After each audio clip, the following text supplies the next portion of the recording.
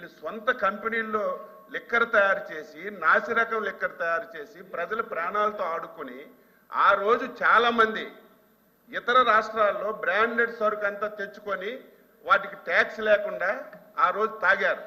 ఈ రోజు అదంతా స్ట్రీమ్ లైన్ చేసి కట్టడి చేసి ప్రతి పైసా ప్రభుత్వ ఆదాయానికి తీసుకొస్తుంటే దానికి డొంక తిరుగుడుగా మీరు ఎక్కువ తాగించేస్తున్నారని ప్రశ్న వేయడం సబబు కాదు.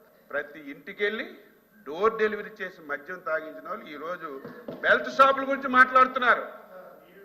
బెల్ట్ షాపుల గురించి మాట్లాడుతున్నారు. నేను వైసీపీ ఎమ్మెల్సీలకి నేను ఒకటే కోరుతున్నాను, లిక్కర్ మీద, శాండ్ మీద, మైన్ మీద, భూముల మీద మీరు ఎన్ని కోచిళ్ళు తగ్గించుకుంటే అంత గౌరవం పెరుగుతుంది తప్ప ఏదో అడ్డగోలుగా మాట్లాడి ప్రభుత్వాన్ని మీరు ఏదో ఇరకన పెట్టాలంటే అది మీరు అవివేకము. ప్రజలు నవ్వుకుంటున్నారు.